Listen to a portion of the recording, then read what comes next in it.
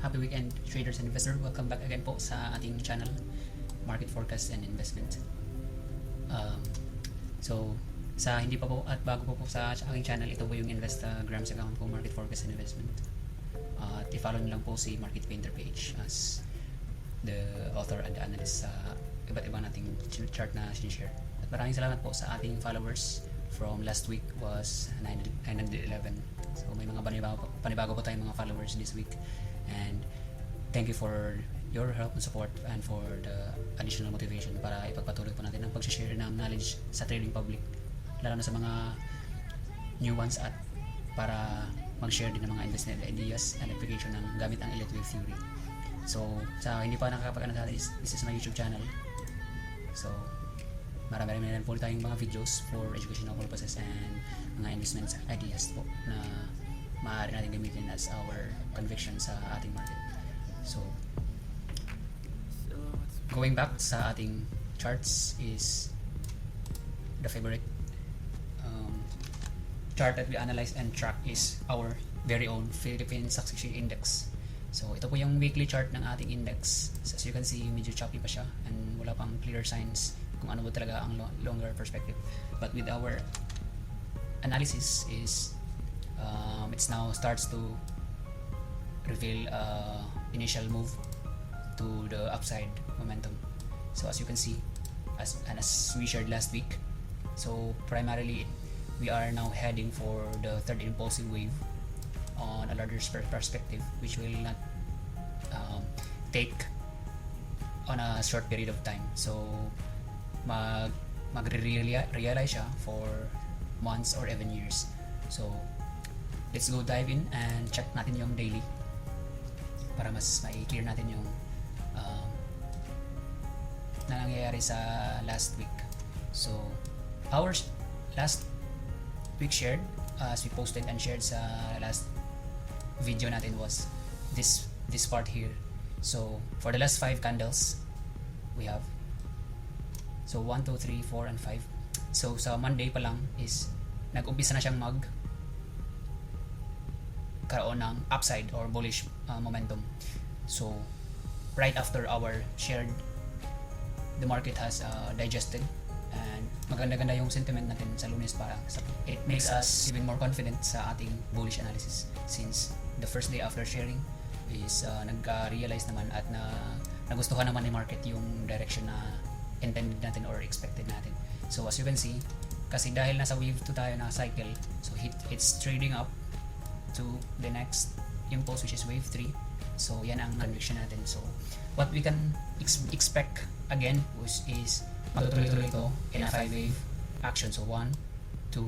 So right after this, if the market would try to break this last high ng wave 1 natin, which is the 6643, so it can be the first confirmation na wave 3 would be high possibility to unfold. So but the good bullish confirmation is 6737. Sa magtatanong bakit talaga ito yung pinaka-confirmation, is it's because ito yung last lower high natin. So if we try to level it 1, this is a established lower low. So after this, for lower high, and as you can see, lower low, lower high, nag-lower low ulit siya, which is the break of this wave A, at again nag-lower high na naman siya, and again it established another lower low. So what happens here? So this wave 1 here na in-anticipate natin as the first wave could be possibly a lower high still, since hindi pa natin siya confirm as the new higher high, kasi hindi pa siya talaga as in wala pang breakout structure na nangyayari. But what happens here, after mag-fail nito na gumawa ng new lower low, so kapag kasi downtrend pa siya, kailangan niyang gumawa muna ng another or panibagong lower low. But what happens is nag-establish na siya ng support at hindi na siya nag-break down below our correction termination level. So what does price action itself signifies about this? It means the market is doing unusual for the trend. So kapag ang main trend natin was down, so the market will usually be making lower lows para to validate the trend. But what happens here sa drop nito from 6643 643 hanggang 6394 was it's somewhat made a support, and eventually nagkaroon na nga siya ng rally up, and this week it fails yet to break above this wave 1 or the lower high that we label. So if ever mag-break man yan, that will be our confirmation na itong lower high na to is our actually higher high. So what happens is kapag maging higher high na yan siya, so eventually we have a new trend. So ganun lang po ang simple but dali siyang intindihin kapag mag-determine tayo ng trend. So what happens is it is our higher high. So yung drop pala na yun is our new higher low. So what we want or what we expect for the market to do to support this trend is to make another higher high. So by basing on this, trend identification, so we expect by using our elite wave system at concepts, so we expect this wave 3 to happen. So wave 3 can be on the 6.8 or 1.618 saka 2.618 if depending on its current. Pwede ba siyang maging extended impulsive wave, or pwede siyang regular lang na siya na wave 3. So pwede siyang maging only on 1.618. So this lower high right here, yung na-label natin as the confirmation relief sa bullish bulls, is actually the last lower high sa left side natin. So it means if ever the market will really validate and break above this lower high right here, which was the previous lower high sa downtrend, so ibig sabihin yan is certain at mas malaki na talaga yung chance at probability na the cycle has already started, since the market is establishing already a new higher high above this previous lower high na natin. So hope this helps at mas naiintindihan natin at mas na i-relate ko sa inyo yung pag-identify ng natin ng direction. Tsaka yun na rin yung magiging additional conviction for our analysis or wave analysis to be more reliable at mas higher probability siya to identify our next impulse or corrective labels.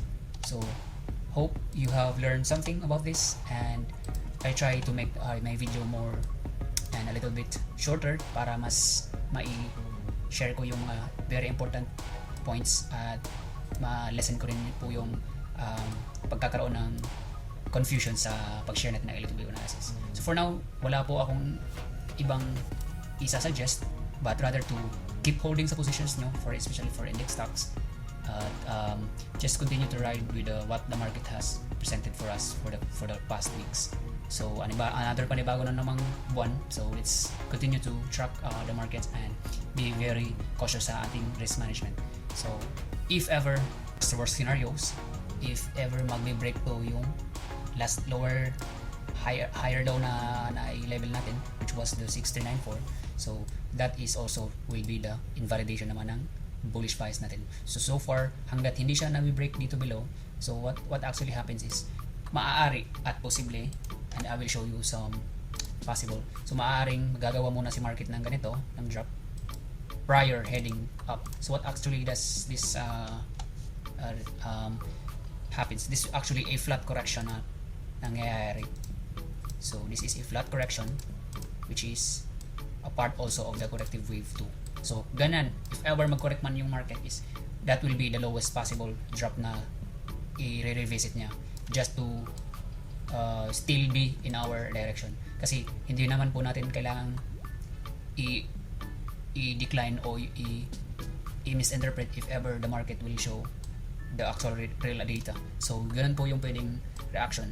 Pwede siyang mag-resist dyan sa wave 1 at babalikan niya ulit yung support, and then this will cause another panic na naman siya. Pero what actually market will share to us is if ever magsusupport siya ulit siya, this will be another good discount and accumulated stage naman for worst case scenario. So yun na po, at marami pong salamat sa panonood, and sa hindi pa po nag-subscribe, thank you po sa panonood nyo at pag-follow ng page ko at sa ating YouTube channel. So maraming pong salamat, sana may natutunan po kayo, and follow na rin po ang page ko as the Market Forecast and Mentoring Services, kasi very soon po magkakaroon po tayo ng mentoring classes which we held sa locally sa community namin, and we do stock charts recommendation also, especially sa mga higher dividend yield stocks. So maraming salamat at happy weekend, and enjoy po yung long weekend natin. Thank you and God bless.